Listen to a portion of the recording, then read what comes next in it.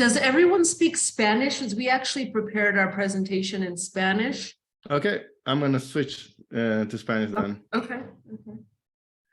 Ok, entonces, bueno, bienvenidos nuevamente a una nueva sesión del programa de OneTrip. En esta ocasión vamos a tener nuestra Legal Masterclass con justamente Lisbeth Flores, que está aquí presente, que es co-founder y partner de PagLaw.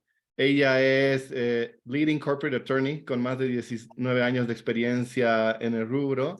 También está con nosotros Mario Larrea, que es Venture Capital and Startups Attorney de PagLaw, que va a estar también atento a responder todas las dudas que ustedes vayan teniendo conforme vayan saliendo.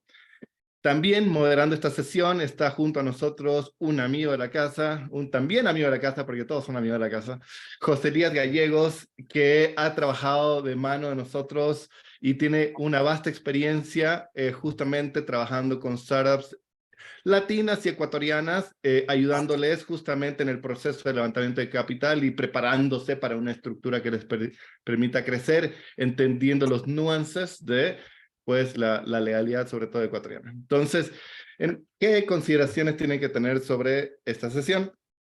Primero, sobre las preguntas y comentarios pueden suceder en cualquier rato. Entonces, todo lo que ustedes tienen que hacer es levantar su mano virtual y ahí José Elías estará dándoles la palabra para poder hacer una conversación lo más interactiva posible.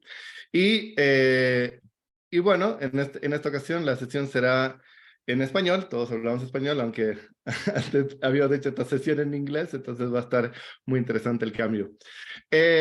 Bueno, pero es súper importante también que Liz, Mario y José Elías tengan un breve vistazo de sus startups. Entonces, ahora sí que les voy a pedir que sean concisos, ojalá no más de un minuto, pero le voy a dar palabra a un representante de cada startup para que pueda justamente dar un pantallazo de qué startup tiene y en qué momento está, ¿ok? Entonces, ahí quiero partir con, por favor, Ronnie Horvath de Exponential. Hola, buen día con todos. Gracias, Leo. Yo soy Ronnie Horvath, CEO de Exponential. Nosotros somos una compañía que hasta ahora hemos estado bootstrapping con capital propio.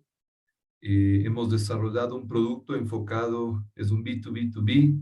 Básicamente es una solución de monitoreo que converge hardware, software y conectividad para ayudar a las empresas que brindan soluciones tecnológicas que puedan ellos complementar su portafolio de soluciones y brindar monitoreo de equipos críticos, de los equipos que ofrecen a sus clientes, y de esa manera ayudar a reducir drásticamente los riesgos de incidentes o de paralizaciones en las operaciones críticas de sus clientes. Un gusto y gracias por este masterclass. Perfecto, muchas gracias, Ronnie. En esta ocasión también le voy a dar la palabra a Nicolás Gunther de Comi.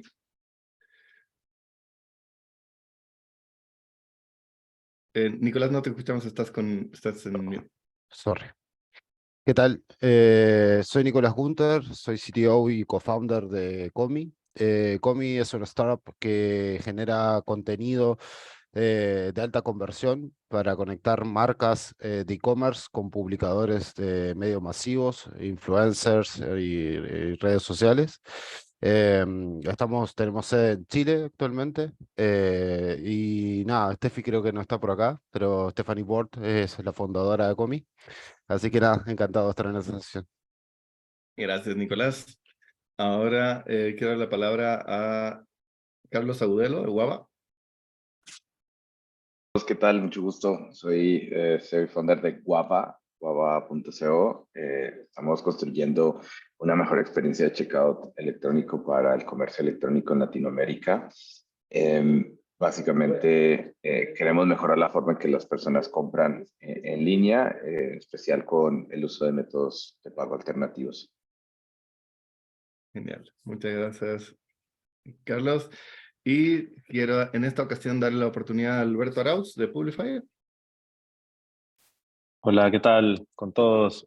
Sí, yo soy Alberto Arauz, CEO de Publifier. Publifier es una MarTech una plataforma que conecta creadores de contenido, influencers, con marcas. Al momento tenemos 32 campañas en vivo, tenemos más de 5.000 influencers registrados en Ecuador. Ya conozco a Mario, por otras ocasiones hemos tenido el gusto de conversar, lo he visto en un par de correos también. Y disculpen por haberme ausentado la semana pasada, pero he visto todas las videoconferencias. Gracias, Leo. Dale, Alberto, gracias por ese brief. Y último, pero no menos importante, Lorena Grundy de VoxUp. Muchas gracias, buenos días. Bueno, soy Lorena Grundy, co-founder de VoxUp. Nosotros somos una empresa B2B, SaaS, y lo que hacemos es que ayudamos a los bancos a ordenar y a entender toda la información transaccional de sus clientes para que puedan identificar nichos atractivos para colocar diferentes productos, servicios e inclusive créditos. Y también les ayudamos a integrar a sus plataformas funcionalidades de autogestión de finanzas personales. Gracias. Excelente. Muchísimas gracias, Lorena. Bueno, y bueno, ese es un pantallazo general de nuestro cohort en el momento que están, también para que puedan irse conectando los puntos de la conversación. Ahora, sin mayor retraso, José Elías, el espacio es todo tuyo.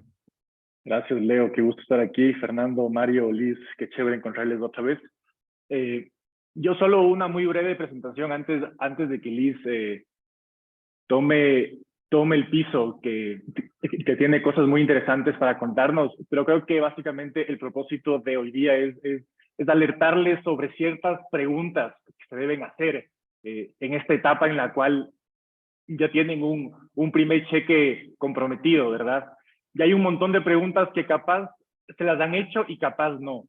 Y creo que este es el espacio ideal para levantar esas dudas, levantar esos caminos y que se hagan un montón de preguntas que les lleven a ustedes a encontrar ese camino o esa estructura que necesitan empezar a armar y sobre todo empezar a cultivarla, una nueva práctica.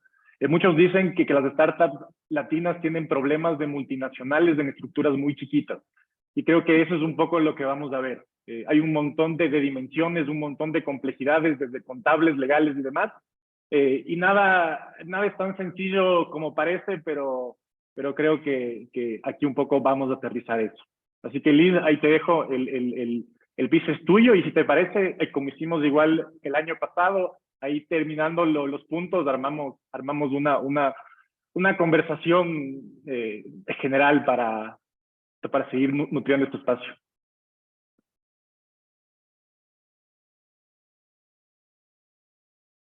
Gracias, José Elías. Bueno, ya comienzo mi presentación. Soy Lisbeth Flores, soy cofundadora de Padlaw, firma localizada en Miami y Nueva York. Somos 25 abogados, la gran mayoría hablamos español o portugués o ambos.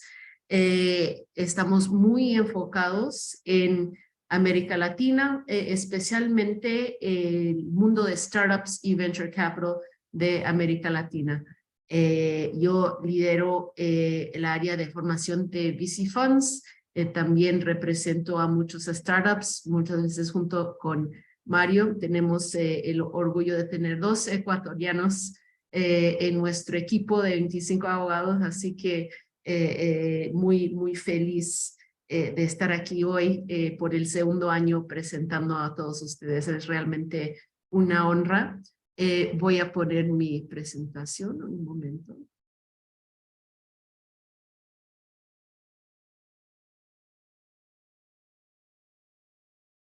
¿Lo ven todos? Sí. Ok. Perfecto. Bueno, esta presentación se va a enfocar en errores comunes de startups en LATAM. Me gustó mucho lo que dijo José Elías, que los startups de LATAM, especialmente en esa fase de levantar capital internacionalmente, tienen muchos de los problemas de multinacionales, pero con estructura de startups, ¿no? Entonces, nuestra tarea como abogados es resolver esos problemas con la más eficiencia posible, dado que nuestros clientes tienen problemas, algunos problemas de multinacionales, pero no tienen los recursos. Así que una de las maneras más eficientes, ¿no?, de resolver los problemas es pues nunca tener el problema en el principio, ¿no? Yo siempre digo, si formando empresas nuevas estructuras, ganó algo como abogada, ganó mucho como abogada cuando mi cliente ha intentado hacerlo solo o sin los consejeros cualificados, ¿no?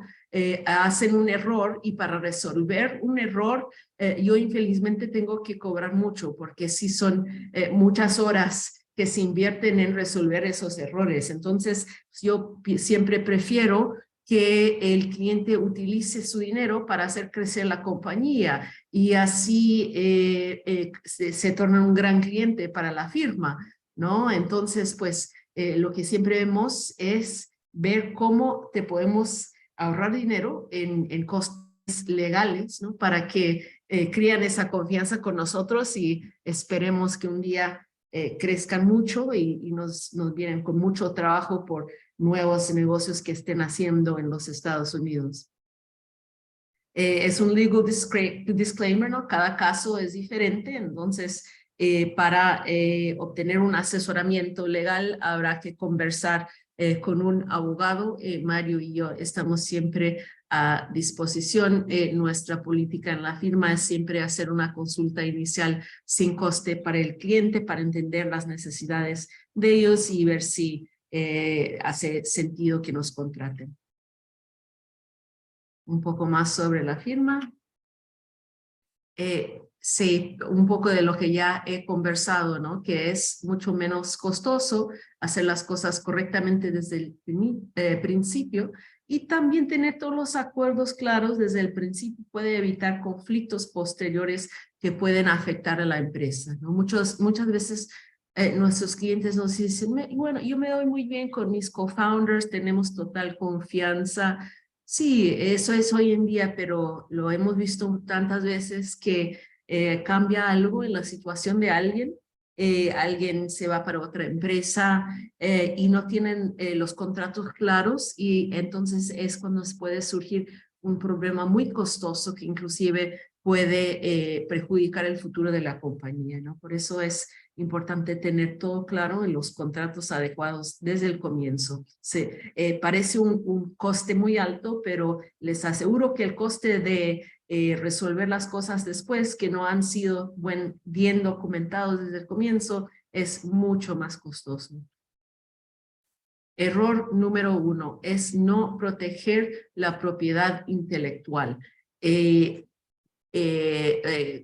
Registrar un trademark, ¿no? En los Estados Unidos no es tan caro, ¿no?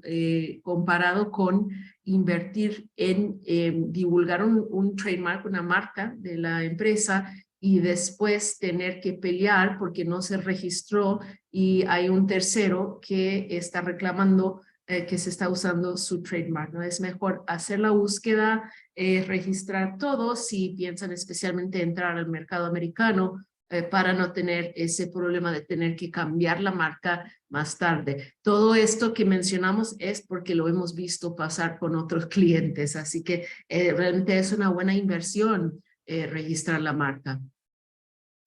La empresa también debe poseer o tener derecho a utilizar toda su propiedad intelectual. En la mayoría de los casos de ustedes, la mayor propiedad intelectual que tienen sería su code, ¿no? Su software, su tecnología. Esto a veces me han preguntado si se puede registrar. El code está registrado bajo el principio de copyright en los Estados Unidos. Normalmente no hace sentido registrarlo, mucho menos patentearlo o registrar el patente. En algunos casos sí, pero software generalmente no. Lo que sí hace mucho caso y es muy barato de hacer es hacer con que todos los empleados, contratistas, asesores, consultores los founders especialmente firmen lo que se llama Acuerdo de Confidencialidad y Cesión de Invenciones, CIAA. Este es un contrato padrón. Nosotros o tus abogados podemos preparar el contrato y ustedes lo llenan con el nombre de todos los founders, todos los consultores, todos los coders, todo el mundo que toca la propiedad intelectual, que lo firme y dice, no es apenas un NDA o un contrato de confidencialidad. Sí lo es, pero además en este contrato va a decir que esta persona va a ceder todo su derecho a la propiedad intelectual a la compañía. Cuando viene un comprador de la compañía o un inversor, ellos se preocupan por una cosa fundamental en principio, que es que toda la propiedad intelectual sea propiedad de la compañía. Ellos no van a querer ver que ellos están comprando una compañía o invirtiendo en una compañía, pero que uno de los fundadores no ha firmado este contrato de cesión. ¿Por qué? Ellos van a tener el miedo que después el fundador va a venir y alegar que la propiedad intelectual es de él como un individuo. O sea, la compañía sin la propiedad intelectual no vale nada. Es muy barato prevenir esta situación haciendo con que todos firmen este CIAA. Les aseguro que cuando viene un fondo de Venture Capital es literalmente la primera cosa que ellos exigen ver, y todos deben tener fecha desde el principio, cuando la persona entró en la compañía, porque si tiene una fecha posterior a lo que se entregó anteriormente, puede no estar protegido, y B, ¿qué tal si la persona se va, es despedido o se va para otra empresa? Ir atrás de esa persona que ya salió y obligarlo que firme este contrato es muy difícil o a veces imposible, y ya no habrá cómo resolverlo. De nuevo, hasta te puede costar un funding, una gran inversión. Así que ojo con los CIAAs. Chévere. Ahí Germán tiene una pregunta que me parece que sí, es muy buena, y creo que delata el primer problema de multinacional aplicado al caso, ¿verdad? Aquí el tema es que la propiedad intelectual, marcas en este caso, se registra en cada país.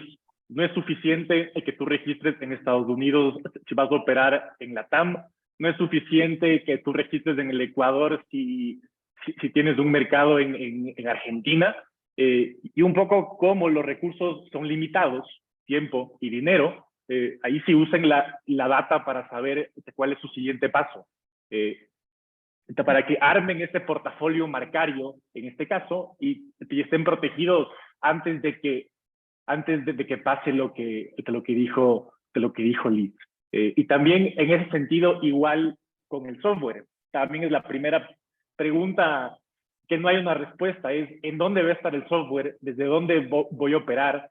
¿Cómo voy a vender? ¿En dónde estoy vendiendo? Y la cosa ahí se comienza a tornar un poco más interesante, por no decir complicada. Pero una vez más, háganse las preguntas, duden y comiencen a hacerse estas preguntas para que mañana, si no hay una respuesta, al menos que ya se hagan hecho la pregunta. Sí, muy buenas dudas, y de hecho son dudas que hemos recibido mucho. Con respecto a la marca, el rule of thumb, ¿no? En general, se debe registrar la marca en todo país donde la empresa esté funcionando, operando. O sea, si la empresa opera solo en Ecuador, pero tienen holding en los Estados Unidos, pero no opera con consumidores en los Estados Unidos, tal vez no sea necesario registrar en los Estados Unidos. Esto se entiende. Pero operando generalmente sí, porque puede venir un tercero utilizando la marca, ¿no? Y prohibir que la marca se usa.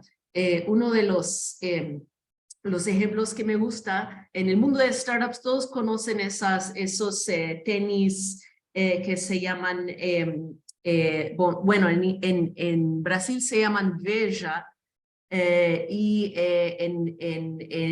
todos los otros países, en los Estados Unidos se llaman Veja y en Brasil se llaman Vert. ¿Por qué? Estos son tenis con fabricantes brasileños, franceses que fabrican en Brasil, siempre vendieron por todo el mundo bajo la marca Veja, ¿no? Esos tenis blancos que tienen V. El tenis se puso tan popular que entraron a vender en el mercado brasileño. Pero cuando entraron, la marca Veja ya existía, es un limpiador en Brasil. Y bajo las reglas de Brasil, aunque son productos totalmente disimilares, no se pudo utilizar el tenis con la marca Veja. Entonces, en Brasil, el tenis se llama Vert. Entonces, toda esa inversión en divulgar la marca Veja no se pudo utilizar en Brasil. El punto es, hablen con el expert de propiedad intelectual sobre su caso. Cada caso es diferente porque cada país donde ustedes pretenden operar tiene sus reglas, ¿no? Para ver lo que hace sentido. Lo importante es consultar con alguien antes que nada para ver si se indica algún registro. Y con respecto al software, lo bueno del CIAA es que es accionable. El que normalmente indicamos es regido bajo ley de los Estados Unidos, ¿no? Porque es lo que buscan los venture capitals en los Estados Unidos, que sea enforceable, ¿no? Regido por ley aquí. Pero esto te debe proteger en todo caso. No hace mal que firmen un CIAA bajo la ley de cada país, pero lo importante o lo que ayuda más en términos de agradar a un venture capital es que sea regido bajo ley de los Estados Unidos. No sé si eso respondió a las dudas. Y por favor, cualquier duda que entra, lo bueno es que esto sea interactivo. Bueno, próximo error es no hablar con un contador público certificado en los Estados Unidos. El CPA, el contador en los Estados Unidos hace mucho más que los libros o el archivamiento de la declaración de impuestos anual, aunque eso sí lo hace, pero también en el comienzo de la operación ellos hacen el planeamiento fiscal. Es muy importante que esto se hace, que se consulta al CPA antes y no después, porque además de decirles el planeamiento fiscal, o sea, si la estructura indicada o lo que ustedes procuran es la idónea, también les puede decir cuáles son los archivamientos que se deben hacer con el fiscal americano. El contador no cobra mucho, generalmente. Es muy bueno tener esa relación con él, porque si tienes una empresa en los Estados Unidos y a veces hasta en Caimán, vas a necesitar contratar un contador americano. Y no consultar con el contador cuanto antes, o sea, antes de poner la estructura internacional, puede costar mucho. Y sí lo hemos visto mucho, por ejemplo, lo que se puso muy popular en los últimos años fue formar en Cayman, formar un holding en Cayman, pero hemos tenido varios casos en que el fundador formó un holding en Cayman, que no es barato, hizo toda esa estructura sin consultar a un contador por ahorrarse algo de dinero. Y luego vino un VC americano y le explicó que tenía impactos fiscales adversos para el inversor americano y tuvo que cambiar de Cayman a Delaware. Esto porque no se consultó con un contador de antemano para entender los impactos fiscales en los Estados Unidos y se formó la empresa en Cayman, también sin consultar a nosotros, fue con otra firma, sin saber cuál era realmente la preferencia del inversor. Así que es mejor buscar los consejos de antemano antes de gastar mucho dinero en poner una estructura que después tal vez se va a tener que cambiar porque se ignoró algún impacto fiscal. Hola, Ronnie, yo veo que tienes una duda.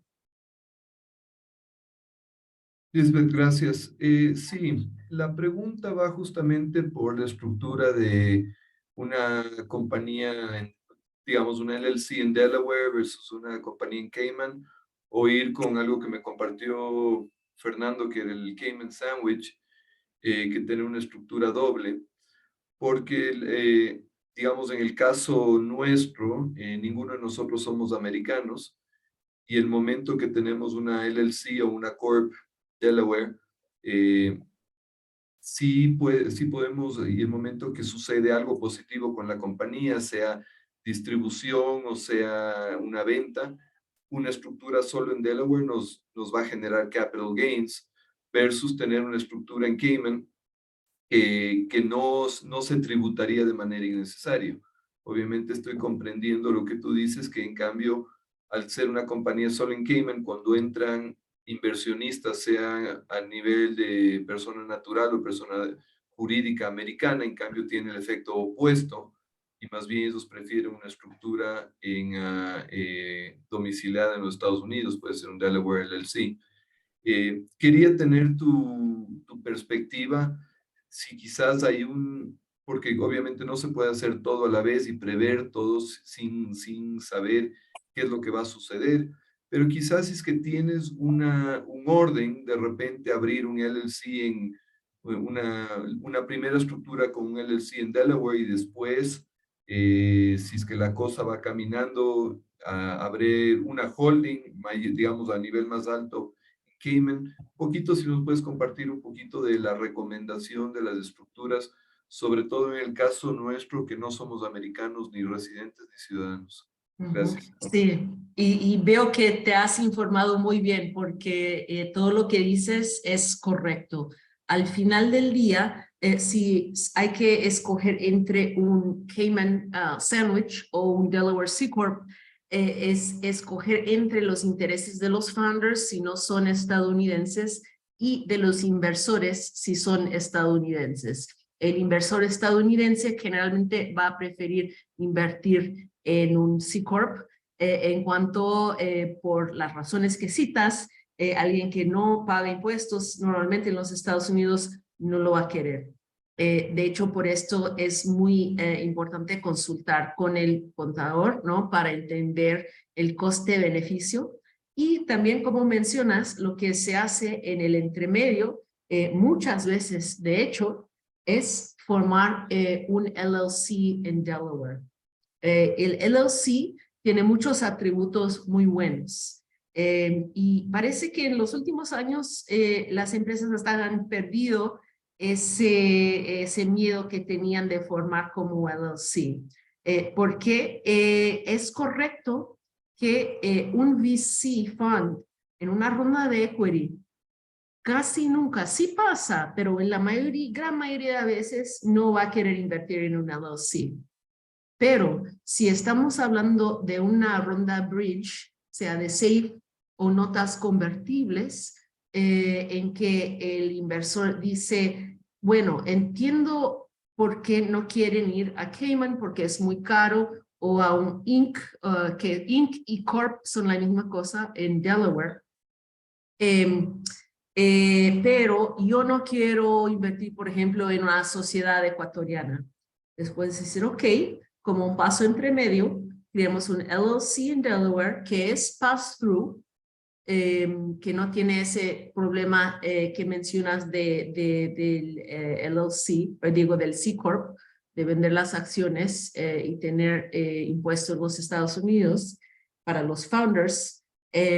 Formamos un LLC, así tu inversor tendrás la seguridad de invertir en una empresa de Delaware y nosotros como founders tendremos la flexibilidad de poder negociar con inversores más adelante cuando se haga el equity round si se va a hacer bajo una estructura de Cayman o bajo una estructura de un C Corp.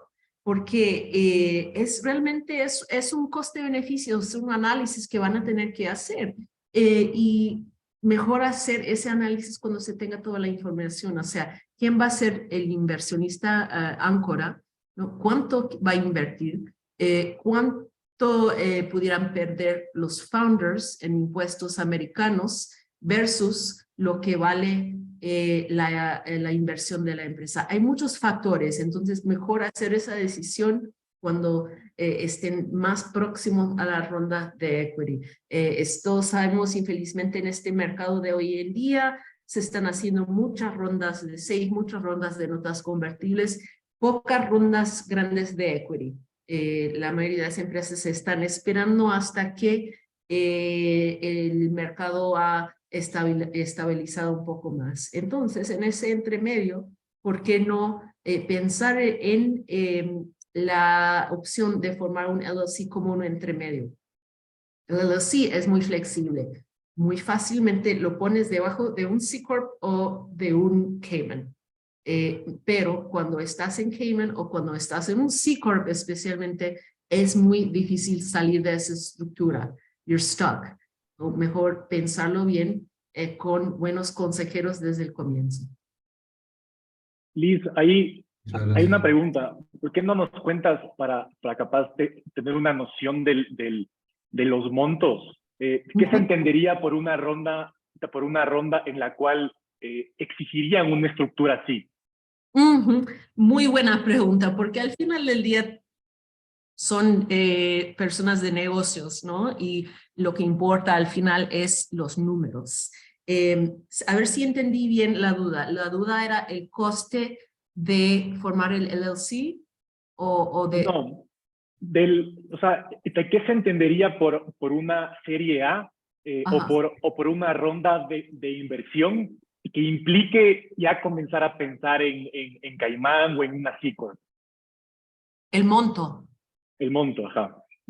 Muy buena pregunta. Una serie A normalmente se considera como una ronda significante, ¿no? Y esto ha cambiado. De hecho, estamos viendo hoy en día rondas de 5 millones en SAFE, que antes nunca se veía. Antes una ronda de 5 millones siempre iba a ser una serie A, pero se está haciendo hoy en día más en SAFE porque lo que se considera o lo que todos esperamos es que en un año con alguna bendición van a subir los valuations, ¿no? A un nivel más atractivo, digamos, para los founders y para los inversores que ya están en la compañía para poder justificar una ronda de serie A que ya, digamos, es más formal, ya te consolida con un valuation más, pues más formal, porque este valuation ya está asociado con valor de tu acción, ¿no? Entonces, este número que se preguntó se está cambiando, pero yo diré que en este mercado de Latinoamérica, hoy en día, una ronda de 8 o 10 millones o más justificará hacer una serie A. Para darte una idea de honorarios legales, ¿no? Que siempre somos muy abiertos con lo que cuesta todo y nosotros cobramos básicamente la mitad de lo que cobran nuestros competidores, pero asimismo la serie A es una ronda muy complicada. Hay 5 documentos que los pueden ver todos en el site de nvca.org, pero a pesar de ser estandarizados, son muy complejos, requieren mucha revisión de los abogados, que cuesta dinero. Una ronda serie A normalmente cuesta mínimo $20,000 para documentar. Es $20,000 para un lado y para el otro lado puede ser más, $30,000 o $40,000. Eso es una ronda sencilla. Ahora, si hay muchos grandes, muchas complicaciones, puede aumentar más aún. 20,000 sería un mínimo para una serie A utilizando los documentos de nvca.org. Una ronda de SAFE fácilmente se documenta con $2,000 en honorarios legales. O sea, hay una gran diferencia. Entonces, lo que se prefiere ahora es hacer más y más a través de SAFEs, ahorrar el dinero de los startups, ¿no? Para en un futuro, con un valuation más atractivo, que se haga la ronda de serie A, se puede entonces invertir un poco más en los honorarios legales, consolidar el precio de la acción y seguir adelante de esa manera.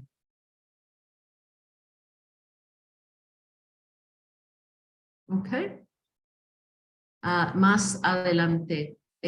Fue un poco lo que ya se conversó, ¿no? Es armar el vehículo holding antes de hablar con el lead investor, ¿no? Sería ese problema ese problema de formar la sociedad antes de tener esa conversación con el contador, con el inversor áncora. Hoy en día la LLC puede ser una buena opción más barata que sirve para tener un holding internacional sin incurrir en los costes fiscales o corporativos de Cayman o un C-Corp. Otro punto que también no lo he mencionado, pero sí vale la pena mencionarlo porque lo vemos mucho antes de entrar a la cuestión de vesting, es como Ronnie mencionó, en el caso de Exponential, los fundadores no son estadounidenses, pero las consideraciones fiscales, si uno pretende tal vez venir a vivir en los Estados Unidos en un futuro, es importante considerar eso desde el comienzo. Si uno de ustedes como founder piensa en venir a los Estados Unidos, que ocurre mucho con nuestros clientes, ¿no? Después de obtener cierto tamaño, se vienen a vivir a Miami o a Nueva York. Si no se haya hecho desde el comienzo un planeamiento tributario, los efectos que incurren después de esa mudanza pueden ser muy pesados. Entonces, si algún de ustedes piensa que tal vez en un futuro próximo puede venir a los Estados Unidos, es muy importante que conversen desde ya con el contador y le mencionan esa posibilidad. Otra cosa que sí nos ha ocurrido más que un par de veces es descubrir que uno de nuestros clientes founders, aunque básicamente nunca vivió en los Estados Unidos, nació en los Estados Unidos. Cualquier persona que nace en los Estados Unidos, que tiene pasaporte americano, aunque no vive en los Estados Unidos, es sujeto a impuestos en los Estados Unidos. Es muy bueno que supimos de eso antes de armar todo para ponerlo en contacto con el contador que le puede resolver esa situación, porque todo puede cambiar una vez que un ciudadano americano también tenga un holding en los Estados Unidos, tenga que declarar frente al fiscal americano. Así que sí, todas las eventualidades, es como cuando uno va al médico, se le debe contar todo, ¿no? No se le dice al médico que uno no fuma cuando uno fuma, ¿no? Porque el médico no puede actuar. Es igual con el abogado o el contador. Hay que contarle toda la situación para que pueda ejercer su trabajo y tal vez prevenir un problema más adelante. Bueno. Aquí tenemos una pregunta de Charlie, si te parece, te la leo. ¿Sí? Dice, ¿qué hacer con los cambios de cap table y ejecutar estos cambios de forma sostenible con entrada y salida de team members o de founders? ¿Cuándo ejecutar esos eventos cuando suceden? Sí. ¿O cuando hay un cambio significativo en la ronda, básicamente?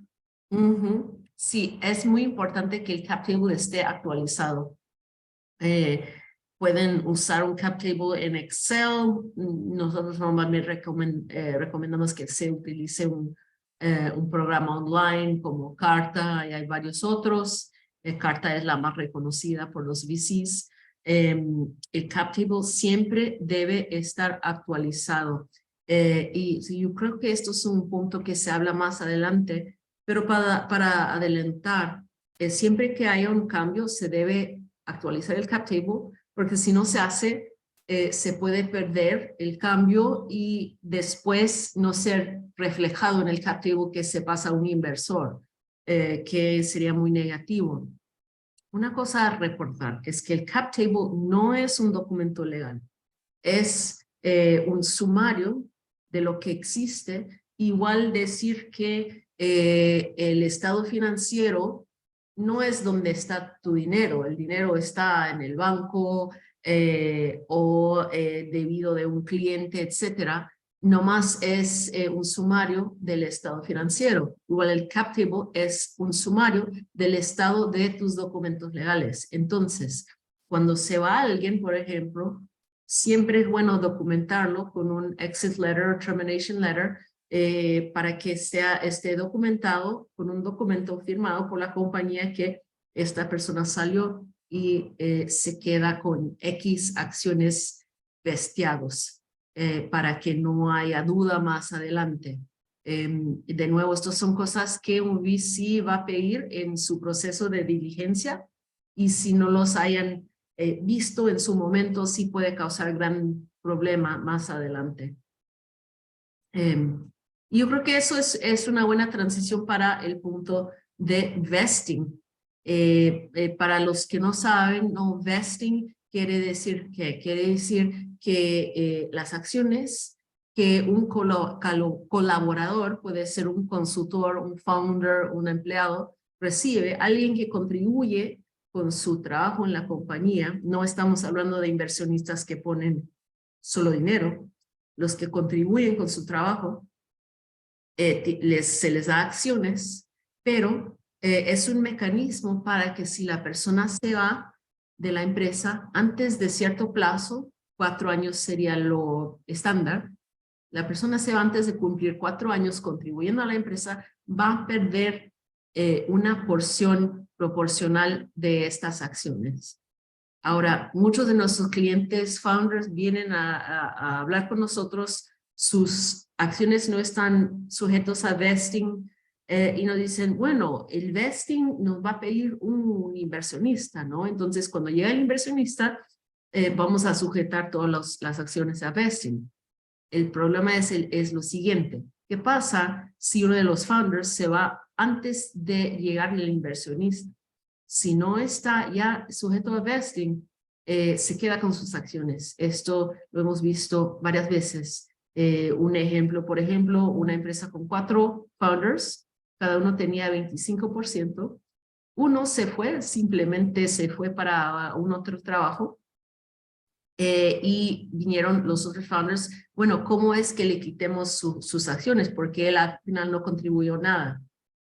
Y realmente sí, hay algunas cosas que se podían hacer, por ejemplo, diluirlo, pero la verdad, quitarle acciones a alguien que ya los tiene en documento firmado, sin ser sujetos a vesting, es muy, muy difícil, sino o imposible.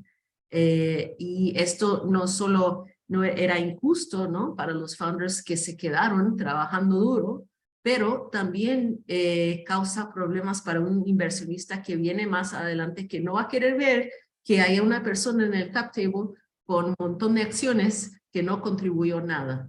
Así que mejor antes que todos estén sujetos a vesting. Los puntos que mencioné es algo que protege a un founder de los otros founders. Ahí te hago una pregunta, capaz les interesa escuchar. A la larga, este es un juego de incentivos, ¿verdad? O sea, el vesting lo que genera es un incentivo para que el equipo fundador permanezca ese tiempo para ganarse esas acciones, cosa que muchas veces choca mucho con la idiosincrasia latinoamericana de que yo puse plata y la acción es mía. Es un poco al revés. ¿Hay alguna diferencia entre el momento en el cual se firma un vesting? Si los founders parte o todos han bootstrapeado o han o han puesto plata o persona, como se dice aquí, y una vez más, o sea, con la finalidad de que se hagan las preguntas, estas preguntas muy, muy internas, cada uno de los que están aquí escuchando. Sí, claro. Y es una muy buena pregunta que vemos mucho. En el caso de unos founders que están poniendo su propia plata, lo que normalmente se debe hacer es que una parte de las acciones corresponden a la plata. Esto no es solo una cuestión de vesting, pero es una cuestión tributaria también, ¿no? Por ejemplo, cuando se venden las acciones, ¿cuál va a ser el basis, ¿no? Y se piensa, bueno, digamos que del valor de la acción, no, X se dio en virtud de la plata que se puso, y X va a ser sujeto a vesting. O sea, puede haber un vesting parcial. No es que todas las acciones deben siempre ser sujetos a vesting, pero supongamos que decimos, no, bueno, por la plata que esta persona puso, vale 10% de las acciones que se le otorgaron, pero 90% corresponden al hecho que él se ha comprometido con trabajar duro día en día para hacer crecer la empresa. Entonces es un juego de números, o sea, cuál proporción de las acciones va a ser sujeta a vesting y cuál se van a considerar que ya son propiedad plena de esta persona por si se queda con este número de acciones. Genial, gracias. Ahí tenemos Germán. Y una pregunta, ¿y este vesting, cuánto tiempo dura normalmente? ¿Y se renueva cada vez que uno firma otra ronda o levanta otra ronda? Buena duda, sí. Lo estándar todavía en el mercado es 4 años. En los últimos años se consideró que con empleados se les puede dar menos acciones con un plazo menor de vesting.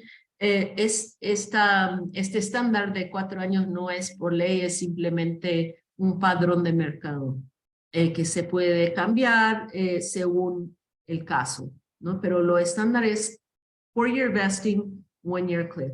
Que quiere decir que cada uno vestea a través de un plazo de 4 años, pero si la persona va en el primer año, pierde 100% de las acciones. O sea, lo mínimo que la persona se debe quedar para ganar algunas acciones sería 1 año.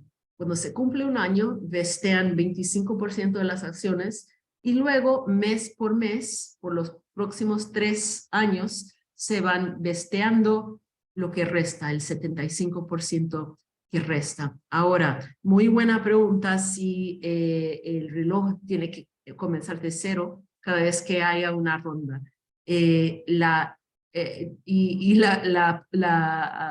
respuesta, como muchas veces es, depende, ¿no? Depende de cuánto esté, si por ejemplo, tu vesting es de 4 años, firman los contratos y 2 meses después viene una ronda de inversión. Normalmente el inversor va a decir, no, está bien, sobran casi 4 años, está bien, con eso nos sentimos seguros. Ahora, si el vesting ya está por cumplirse, o sea, ya va a llegar el 4º año, los founders van a estar totalmente vested y luego viene una ronda de inversión, sí, es muy posible que el inversor diga, no, tienen que comenzar de nuevo el reloj de 4 años, porque yo quiero asegurarme que Germán no se va a ir entre los próximos 4 años. Y ahí viene la negociación. Tal vez se puede negociar dependiendo de la situación. No, mejor yo, Germán, me quedo con las acciones que ya están vested, pero junto con la ronda hay una nueva otorga de acciones sujetos a vesting, ¿no? Eso es una negociación que varía de caso en caso. Gracias. Ok. Un gusto. Bueno, llegando a error número 5, lo que ya habíamos entrado un poco es no entender tu cap table. Es muy importante que entender el cap table no sea algo que se subcontrata al abogado, por ejemplo. En la empresa, todos los founders, en mi opinión, deben saber manejar el cap table, deben entender perfectamente lo que significa cada cuadrito en el cap table, cada número, y puedes pedir al abogado, ¿no? que te repase el cap table contigo, que para entender exactamente qué es lo que significa.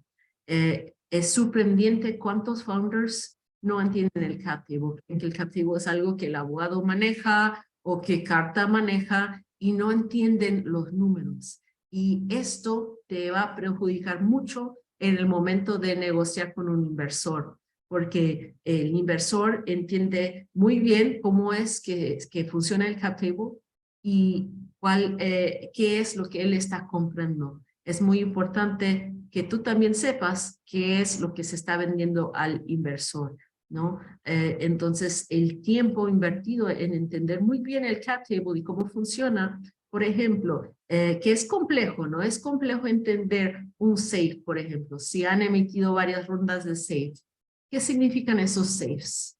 ¿Con qué porcentaje de la empresa se va a quedar ese inversor de SAFE después de la conversión? Sí vale la pena invertir tiempo con el abogado para entender muy bien cómo funciona eso. Eso te va a dar mucho poder de negociar frente a un nuevo inversor. Y al final del día, cuando tú vendes tu compañía que estás trabajando por años para hacer crecer, ¿qué estás vendiendo? Participaciones que son simbolizados por aquellos cuadritos que aparecen en el cap table.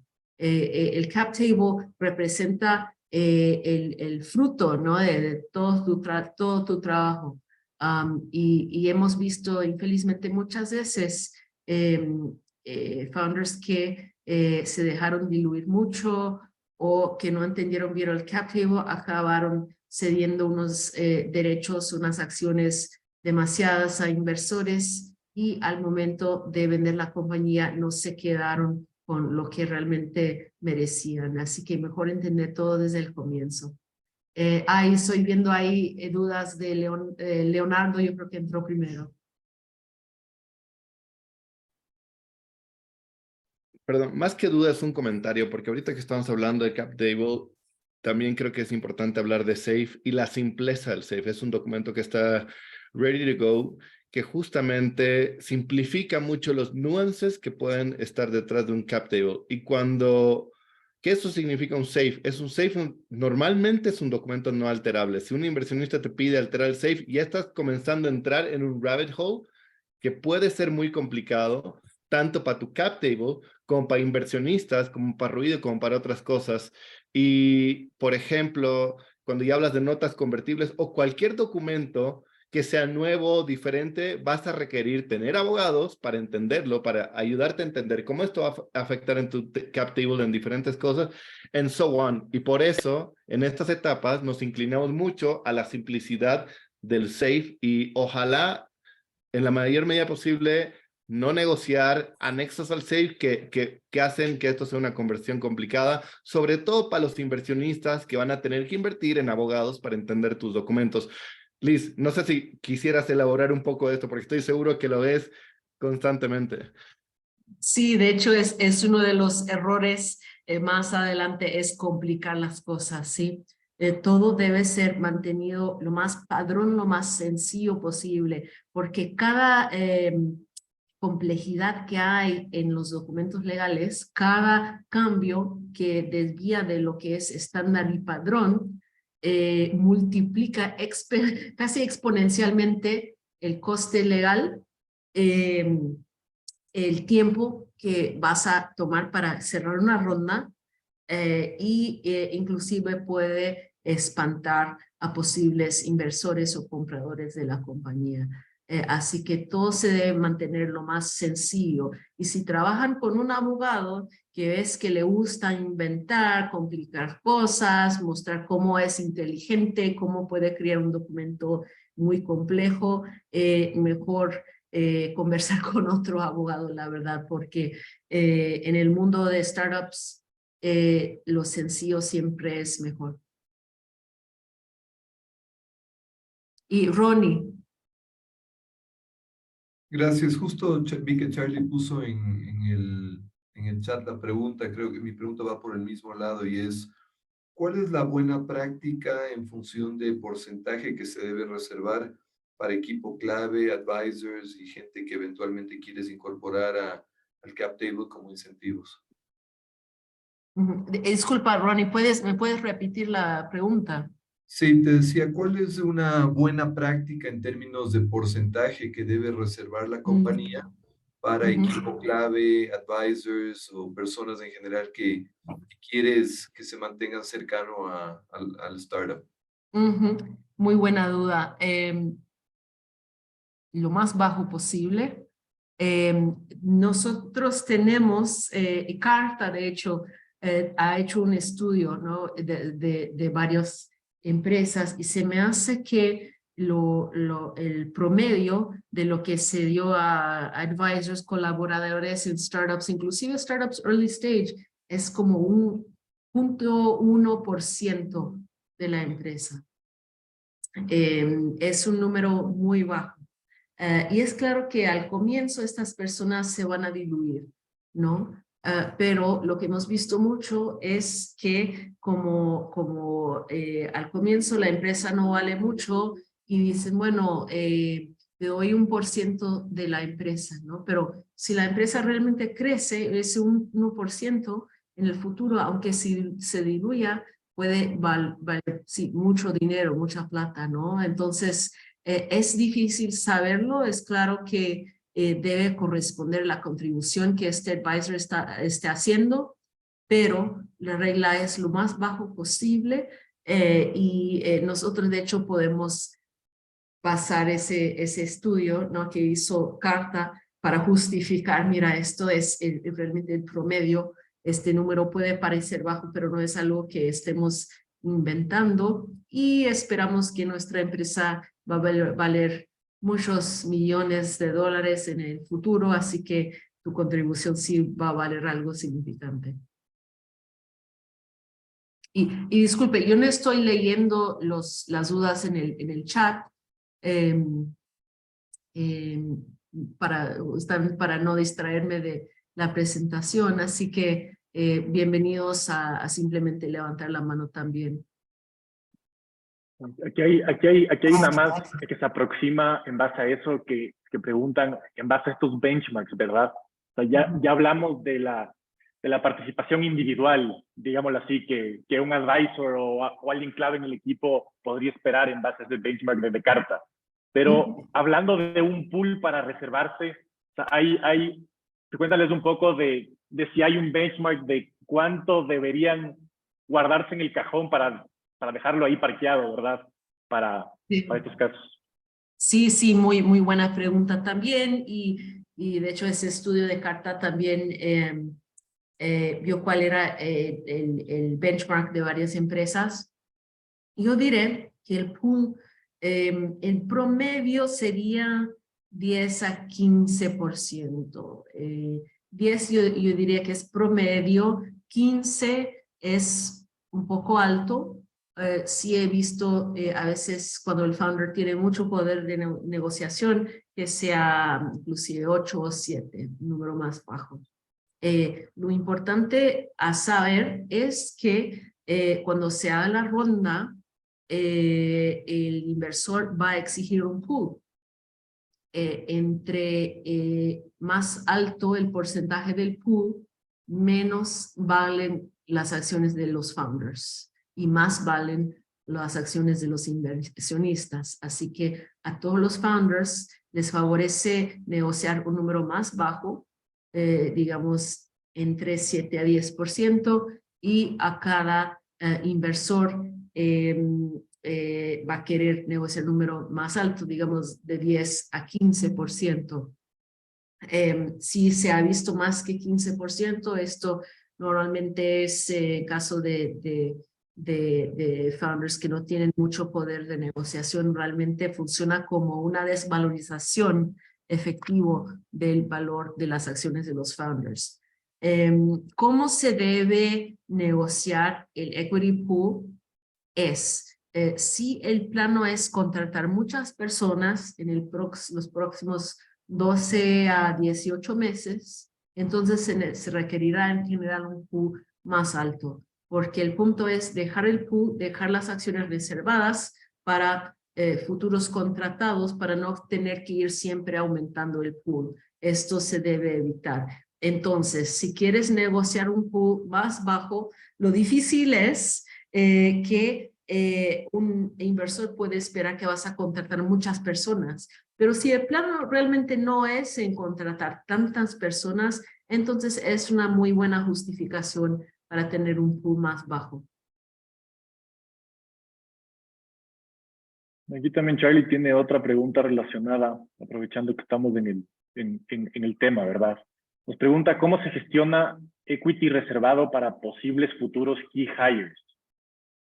Creo que también es lo que hablamos ahorita, o sea, es este pool reservado para empleados claves o personas claves, que se basan en la misma lógica del vesting, ¿no? Entonces hay una congruencia en el incentivo para las partes, pero no sé si tu pregunta con lo que dijo Liz ahorita ya está solventada o quisieras indagar un poquito más en eso.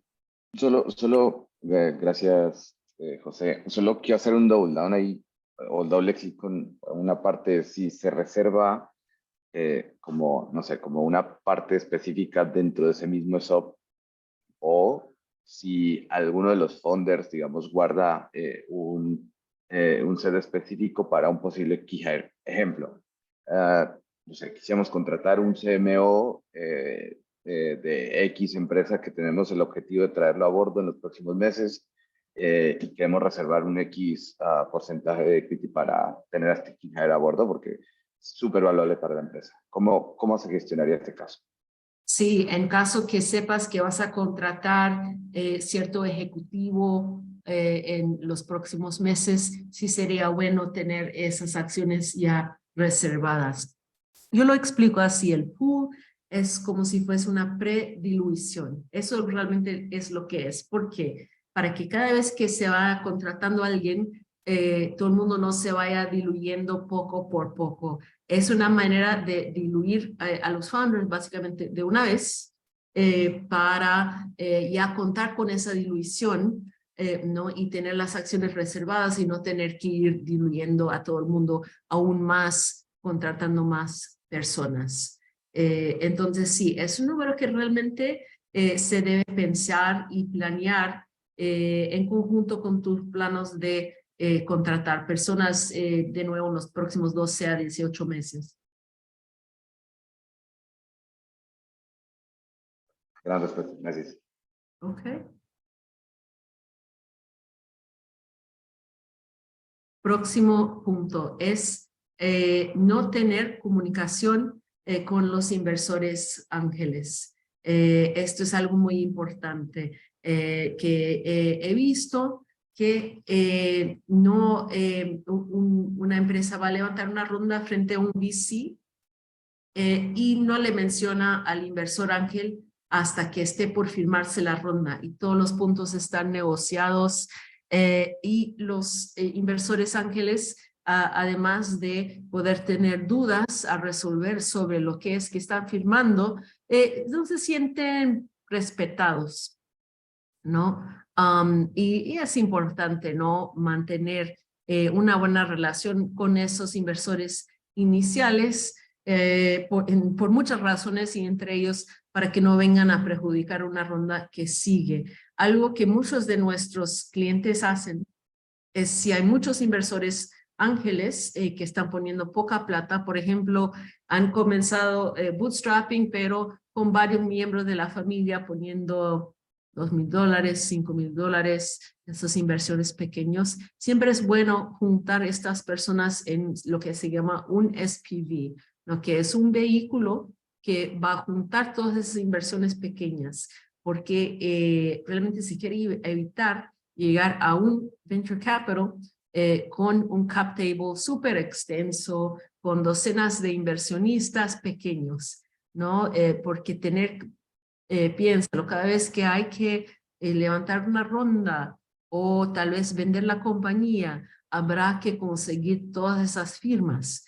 Entonces, es importante desde el comienzo ver si hace sentido juntar estas personas en un vehículo separado para que se trata de una firma no más cuando haya un evento significante como una venta o una inversión, y también mantener la buena amistad con estas personas que si se sienten no respetados pueden venir a perjudicar una ronda futura.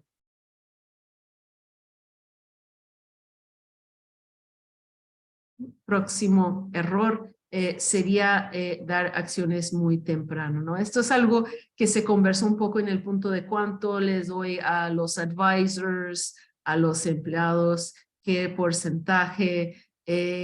Uno siempre quiere ser muy generoso con los que entran antes, ¿no? Y de hecho, los empleados, los primeros empleados siempre tienen un porcentaje más alto que los que vienen más adelante.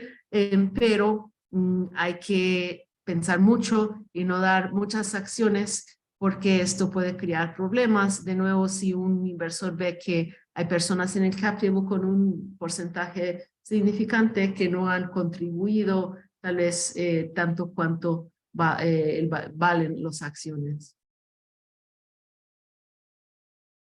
Otro punto aquí es relacionado con el flip. Esto es algo que hacemos casi cada semana, encerramos por lo menos un flip para nuestros clientes. El flip es el proceso de venir a los Estados Unidos, de poner tu empresa ecuatoriana, por ejemplo, debajo de una empresa de Delaware o Cayman. Y entre más complicado el cap table, más accionistas, más largo puede ser el proceso del flip. Entonces, para simplificar, ¿no? Que de nuevo es importantísimo en estas cuestiones legales, sería bueno mantener el cap table lo más, digamos, limpio posible, con menos personas, si es posible. Ahí te hago una pregunta, que no sé si lo hablamos de este tema del cliff, de verdad. ¿Cómo usar el cliff justamente para no caer en ese error? ¿O qué significa el cliff? Porque no sé si, no me acuerdo si lo tratamos o no, pero ahí sí te dejo a que nos guíes. Sí, es importante dejarlo bien explicado también porque es algo que muchos no entienden el concepto, ¿no? Y no lo imponen, pero realmente hace mucho sentido. ¿Qué quiere decir el cliff? Cuando se habla de, por ejemplo, 4-year vesting with a 1-year cliff. El cliff será ese punto cuando uno puede recibir una acción. Por ejemplo, si hay 4-year vesting with a 1-year cliff, ¿qué quiere decir? Que durante este año, este primer año, esta persona se va y recibe 0 de acciones. Cuando se cumple el primer año, they fall off the cliff. O sea, caen muchas acciones en el bolso de esta persona, 25% en este ejemplo.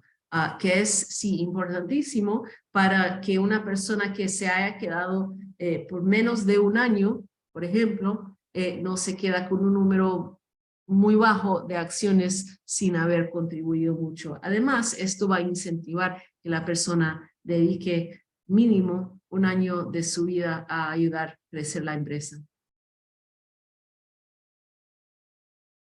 Todos sabemos que que generalmente durante el primer año el empleado no contribuye mucho porque todavía está aprendiendo cómo es que funciona todo, ¿no? Después, cuando realmente esté contribuyendo es cuando debe ganar algunas acciones en la empresa.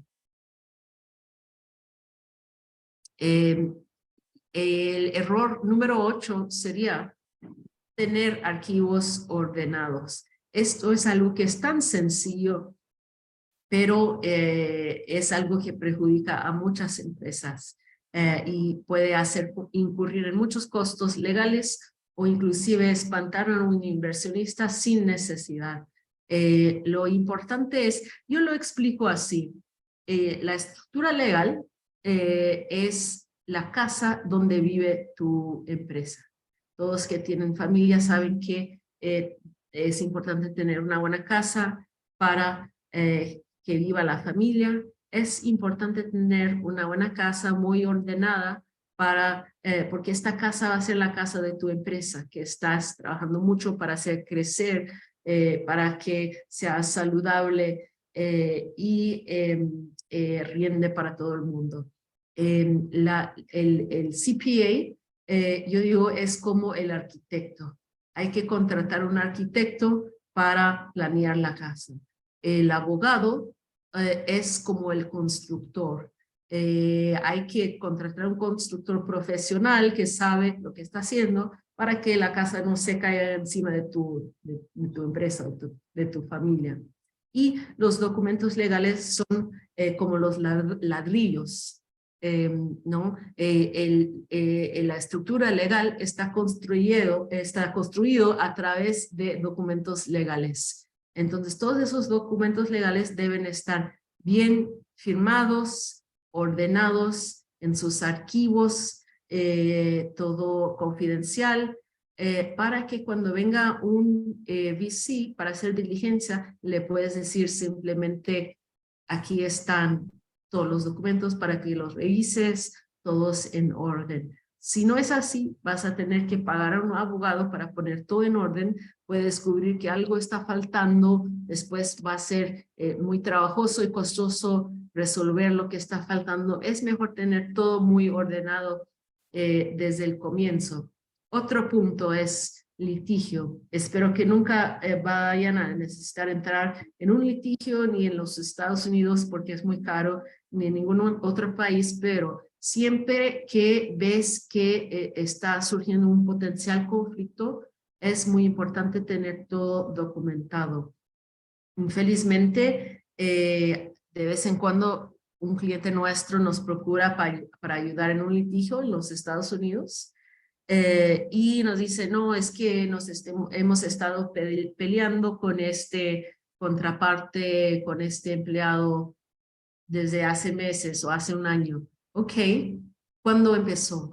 Más o menos 4 o 5 meses, pero no sabemos exactamente cuál es la fecha. Dijo algo así, pero no me recuerdo exactamente lo que dijo. Siempre que se ve que está surgiendo un conflicto con cualquier tercero, se debe documentar desde el comienzo qué se dijo, qué se hizo en detalle, el mayor detalle posible, ¿no? ¿Qué se hizo cuando la fecha, mantener anotado todo? Esto te puede salvar en el evento desafortunado de entrar en un litigio y al mínimo va a ahorrar mucho en el coste de entrar en un litigio porque no le va a caber a un abogado ver o entender exactamente algo que no está muy sencillamente anotado para que él entienda qué es exactamente lo que pasó.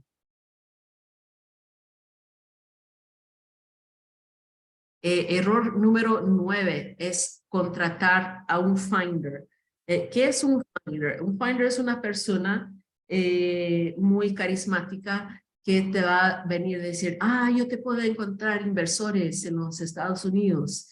Me pagas 5% de lo que levanto, 1%, o me das acciones en tal monto de 1% de lo que te ayuda a encontrar. Esto es una violación de la ley en los Estados Unidos que perjudicará mucho a tu compañía.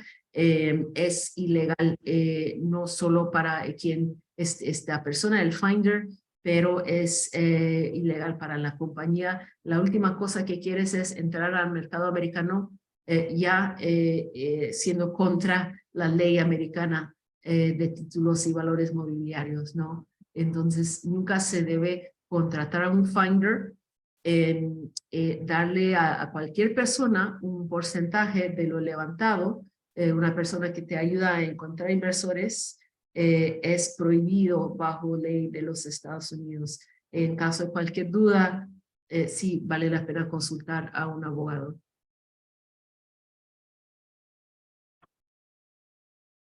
Y el error número 10 es lo que ella mencionó también, Leonardo, de ser muy creativo. Ustedes son founders, son empresarios porque son muy creativos en términos de tecnología, tu modelo de negocios. Un lugar donde no se debe ser creativo es en los documentos legales, las estructuras de inversión. Siempre tenemos, y yo digo que entre más inteligentes, más están en este riesgo. Uno de los founders más inteligentes que yo he conocido son los que más quieren invertir. Pero le doy este derecho al inversor o a este empleado, que no es algo muy estándar o padrón, porque yo creo que todos, especialmente los emprendedores, tienen esa voluntad de ser creativo.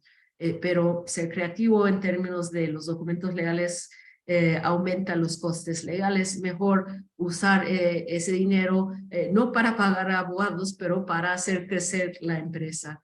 Entonces, mucha cautela con la creatividad cuando tiene a ver con puntos legales.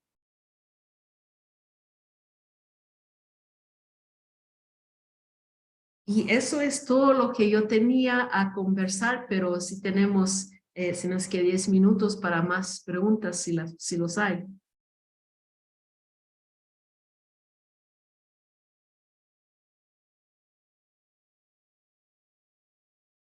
Creo que todos están meditando. Hay mucho que se ha dicho y muchas dudas pueden permanecer ahí. A ver, dejemos que cante un poco. Sí, todo Chévere. súper, entonces, y sin dudas. Solo un Entonces, pequeño comentario que muchas veces lo vemos, es que, o sea, a la larga es como que aquí de este lado de Latinoamérica podemos ser más risk adverse en ciertas decisiones. Capaz nuestro IRS es bastante más laxo o no tiene los recursos para encontrarnos ciertas pulgas y ciertos muertos o ciertas instituciones de control. Pero obviamente ese no es el caso de Estados Unidos. Ahí si uno mete la pata un poquito puede estar perjudicando gravemente su futuro. Así que hay que, una vez más, hay que medir el riesgo con distintos sombreros en base a sus decisiones, y creo que Liz aquí lo ha dejado muy claro. Hay cosas con las que uno puede jugar y ser creativos, hay otras cosas que mejor no hacerlo y ser formales, tradicionales, y simplemente huir al riesgo y a las propuestas indecentes mientras se pueda. De acuerdo. Lorena. Sí, es un comentario en base a todo lo que nos han comentado ahora. Yo creo que es muy fácil que se desordene el cap table, ¿no? Porque uno va levantando, tal vez al principio no haces una ronda formal, sino vas levantando de friends and family, vas poniendo ponen tus socios. Entonces, a nosotros sí nos ha pasado al principio que se nos desordenó un poco cap table, no en el tema de que no teníamos documentado, sino que íbamos recibiendo, y hemos tenido que sí pasar por un proceso de limpiar y ordenar nuestra cap table, y creo que cuanto antes lo haces, cuanto en etapa más temprana estés y a partir de ahí la vayas llevando bien ordenada, es uno de los mayores aprendizajes que nos ha quedado a nosotros como startup, ¿no? Muy buen punto. Ronnie. Mi pregunta quizás es muy particular a nuestro caso, o tal vez no, tal vez les sirve a todos. Nosotros estamos en un proceso dentro del Ecuador que estamos transformando la compañía de una compañía limitada a una SAS, una sociedad de acciones simplificadas. Entonces quisiera hacerte dos preguntas ahí. La primera es sobre el flip, de pasar las acciones locales en Ecuador hacia la holding, que vendría a ser, digamos, una LLC en Delaware. Y la segunda es que la actividad que puede tener la LLC en Delaware o no debe tener, fuera de ser una holding, particularmente porque en el Ecuador tenemos un costo adicional que se nos genera a nosotros. Tenemos que lidiar con precios de licenciamiento internacional. Y ese licenciamiento internacional, al ser un intangible, básicamente tenemos que hacer una retención del 25% más otros impuestos, y sería favorable poderla transaccionar a través de la holding. Entonces, son dos preguntas ahí. La primera es sobre el proceso de flip y la otra es qué tan activa o inactiva debe ser la holding. Ahí, Liz, permítame hacer unos comerciales aquí. Justamente, Ronnie, mañana vamos a hablar con un CPA que va a hablar de los nuances de por qué cuando tienes operaciones en tu holding company es malo. ¿Ya? Entonces, creo que muchos de tus dudas van a ser ahí. O sea, en resumen, tu holding company debería solamente recibir inversión y emitir préstamos o capitalizar a las subsidiarias que están abajo. Ese ahorro impositivo que tú crees que te estás generando, el día de mañana puede ser una bomba de tiempo con IRS. Entonces, simplemente, ese es as simple as I can say, pero Liz, por favor, si quieres acotar algo ahí. Es así, me da mucho gusto que van a traer a un contador porque, como mencioné, para mí el contador es como el arquitecto, ¿no? Nosotros somos los constructores que tenemos que saber lo que estamos haciendo, pero sin el plano, sin el planeamiento tributario de un buen arquitecto, lo que hace un constructor también no tiene mucho valor, ¿no? Entonces es importante tener los dos trabajando en conjunto, y muchas veces las personas piensan en, pues necesito abogados, eso hace sentido, pero no entienden cómo es fundamental también tener al contador al lado, inclusive siendo un LLC, un pass-through, porque el pass-through asimismo tiene requerimientos fiscales en los Estados Unidos que me da mucho gusto que van a poder verlos más profundamente con el contador. Pero sí, se debe mantener limpio de nuestro lado, el lado de financiamiento. Te aseguro que el VC va a querer ver que está limpio. Si hay operaciones en los Estados Unidos, el contador te va a poder decir mejor, pero lo que vemos muchas veces es que se crea una segunda empresa en los Estados Unidos que va a operar en los Estados Unidos para mantener la holding sin operaciones. Y cada caso es diferente.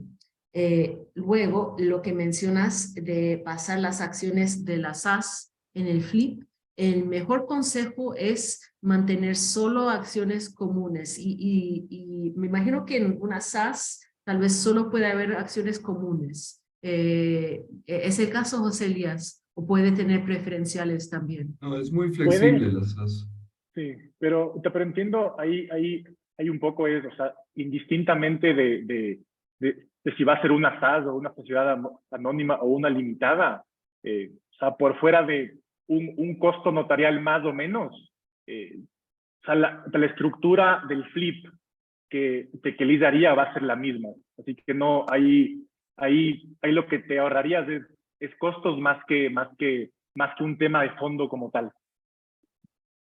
Okay, pero entonces el proceso del flip es sencillo, es básicamente ¿qué se hace? Se cede las acciones en función de una inversión. O sea, quisiera entender cómo es el proceso, porque tenemos acciones de una SAS acá, lo cual vas a ceder tus acciones en favor de una holding y sobre la cual igual ya tienes una posición accionaria. ¿Cómo funciona el proceso ahí, José Elías?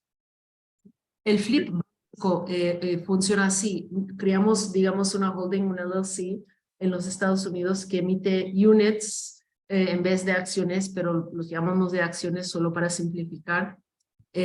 Tú contribuyes tus acciones de la empresa ecuatoriana a la LLC y la LLC te emite acciones de la LLC. De esa manera tú te tornas accionista directa del LLC y el LLC será el solo accionista de la SAS. Lo que hay que entender es de nuevo, complicar lo menos posible. Entonces, si hay pactos de accionistas, acciones preferenciales, algo muy particular a ley ecuatoriana en la SAS, sería difícil convertirlo a una estructura extranjera.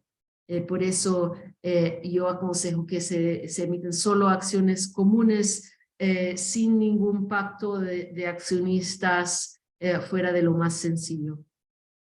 Gracias. Sí, o sea, es una suerte de borrón y cuenta nueva. O sea, todo lo negociado aquí por las complejidades y costos y demás, dejan de tener sentido al mudarte en Estados Unidos. Otro punto que también es importante, lo que describí es el flip básico, digamos. Esto se puede complicar en la medida que hayan complicaciones tributarias. Y no sé si es el caso en Ecuador. Yo sé que en algunos países, principalmente Chile, Colombia y México, si hay accionistas en esos países, pueden haber complicaciones. Ellos pueden recibir un valor o ser el fiscal local puede percibir que hayan recibido algún valor en ese intercambio de acciones. La última cosa que ellos quieren es pagar impuestos en ese momento del flip.